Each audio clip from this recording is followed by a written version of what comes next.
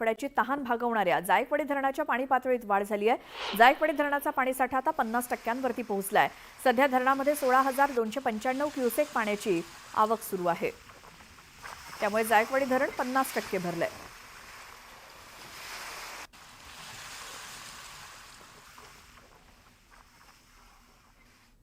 पालघर जिल्ह्यामध्ये आज पावसाचा रेड अलर्ट जारी करण्यात आलाय। जिल्हा प्रशासनाकडून उद्या पालघरमधील सर्व शाळांना सुट्टी जाहीर करण्यात आली आहे। पालघरच्या जिल्हाधिकारी डॉक्टर इंदुराणी जाखड यांनी हे आदेश जारी केलेत। आज दिवसभर पालघरमध्ये पावसाचा जोर कायम राहणार असल्यामुळे प्रशासन सतर्क आहे। तर सरकारी आणि खासगी प्राथमिक माध्यमिक शाळा आणि सर्व शाळांना सुट्टी जाहीर करण्यात आली आहे। अत्यावश्यक काम असेल तरच घराबाहेर पडण्याचं आवाहन नागरिकांना करण्यात आलं आहे।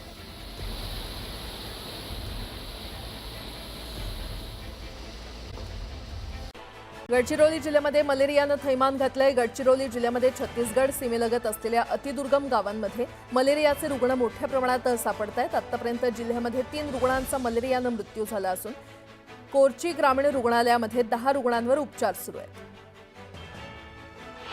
पंढरपुरात जुन्या इमारतीचा काही भाग कोसळला। सुदैवानं यामध्ये कोणतीही जीवितहानी झाली नाहीये। दरम्यान नागरिकांना सतर्कतेचं आवाहन करण्यात आलं।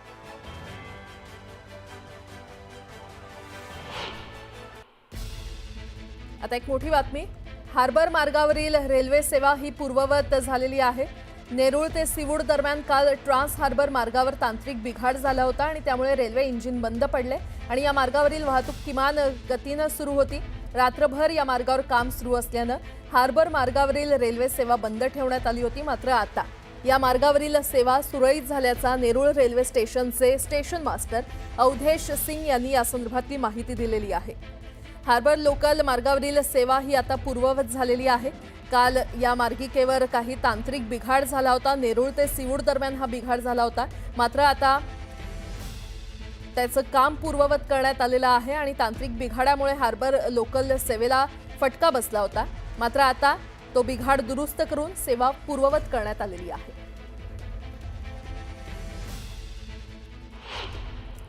मनसेच्या खळखट्याची तुलना पहलगाम हल्ल्यातील दहशतवाद्यांशी करत आशिष शेलार यांनी मनसे कार्यकर्त्यांवर कडक कारवाई करण्याची मागणी केली आहे। यावरून विरोधकांनी देखील सडेतोड उत्तर दिलंय। नरसंहार करणाऱ्या दहशतवाद्यांना आधी शोधा आणि अशी टीका विरोधकांनी केली आहे।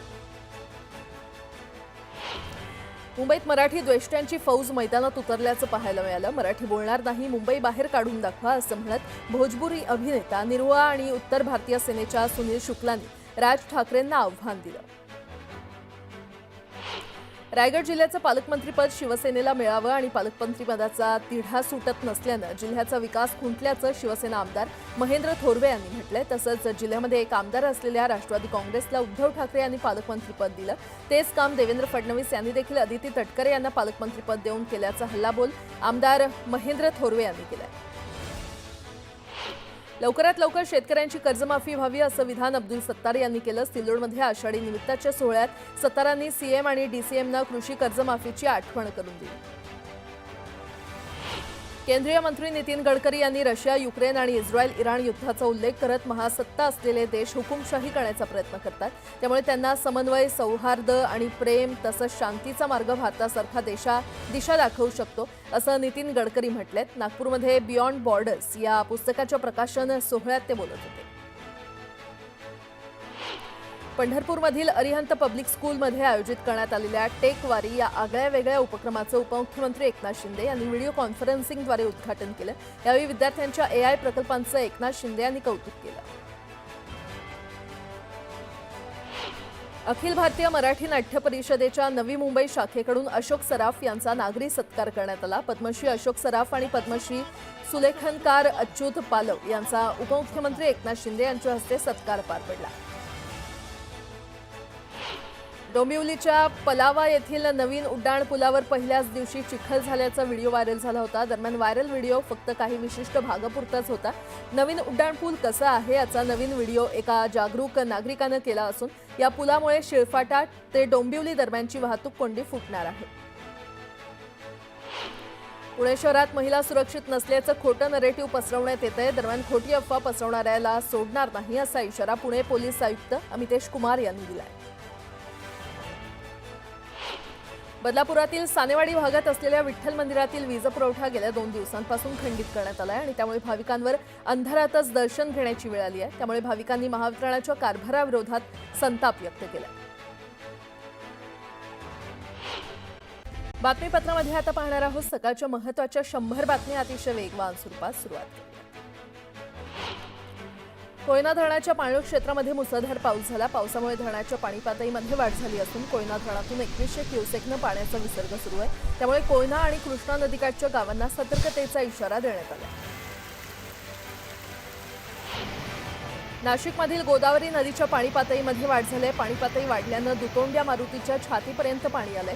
दरम्यान गंगापूर धरणातून गोदावरी नदीपात्रात 186 क्युसेक वेगानं पाण्याचा विसर्ग सुरू असून रामकुंड परिसरातले मंदिर हे पाण्याखाली गेलेले आहेत आणि त्यामुळे नदीकाठच्या लोकांना सतर्कतेचा इशारा देण्यात आला। पालघर जिल्ह्यामध्ये गेल्या आठवड्याभरापासून पावसाची संततधार सुरू आहे। मुसळधार पावसामुळे पाणी साठ्यात मोठी वाढ झाली आहे। नदी नाल्यांना पूर आलाय तर सूर्या प्रकल्पातील धामणी धरण हे 84% भरलंय।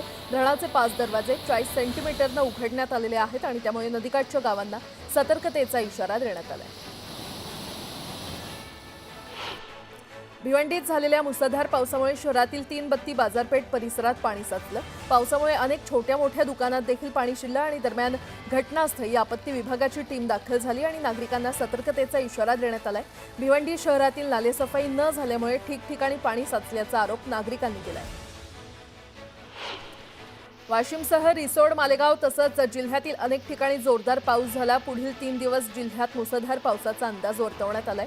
दरम्यान सलग पाऊस पडल्यास नदी नाल्यांना पूर येण्याची शक्यता आहे। पिंपरी चिंचवडसह मावळ तालुक्याला पाणीपुरवठा करणारं पवना धरण 75% क्षमतेनं भरलंय।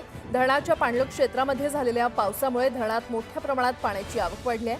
दरम्यान धरणाच्या सांडव्यातून 1600 क्युसेक पाण्याचा विसर्ग सुरू आहे। अहिल्यानगर जिल्ह्यातील हरिश्चंद्रगड, कळसुबाई शिखर, रतनगड यासह विविध ठिकाणी जोरदार पाऊस झाला। त्यामुळे दरड कोसळून कोणताही अनुचित प्रकार घडू नये यासाठी वन विभागानं पर्यटकांना या ठिकाणी बंदी घातली आहे। तरीही या ठिकाणी पर्यटकांनी गर्दी केली। नाशिकच्या सोमेश्वर धबधब्यावर पर्यटकांना बंदी घालण्यात आली आहे। गंगापूर धरणातून पाण्याचा विसर्ग सुरू असल्यानं धबधब्यावरील पाण्याच्या पातळीत वाढ झाली आणि त्यामुळे कोणताही अनुचित प्रकार घडू नये यासाठी प्रशासनाकडून खबरदारी घेतली जाते। सांगली जिल्ह्यातील शिराळा तालुक्यातल्या चांदोली धरण परिसरात पावसाची संततधार सुरू आहे। त्यामुळे परिसरातील धबधबे कोसळू लागलेत। त्यामुळे पर्यटकांनी धबधब्यांवर मोठी गर्दी केल्याचं दिसून येते। पुण्यामध्ये विजेचे 2 खांब पडल्यानं अनेक घरांचा वीज पुरवठा खंडित झाला। ऑटो रिक्षावर हे खांब पडले। सुदैवानं कोणीही जखमी झालं नाही, मात्र या घटनेमुळे परिसरात मोठी वाहतूक कोंडी झाली। रत्नागिरी आणि सातारा जिल्ह्याला जोडणारा रघुवीर घाट धोकादायक बनलाय। रघुवीर घाटातील मुख्य मार्गालगत भूस्खलन झालंय। अर्धा रस्ता खचून दरीत कोसळला आणि त्यामुळे सातारा जिल्ह्यातील 25 ते 30 गावांचा संपर्क तुटण्याची भीती व्यक्त केली जाते। गणेशोत्सवाला अवघे काही दिवस उरलेले असताना मुंबईतील सर्वच गणेश मंडळांची लगबग पाहायला मिळते।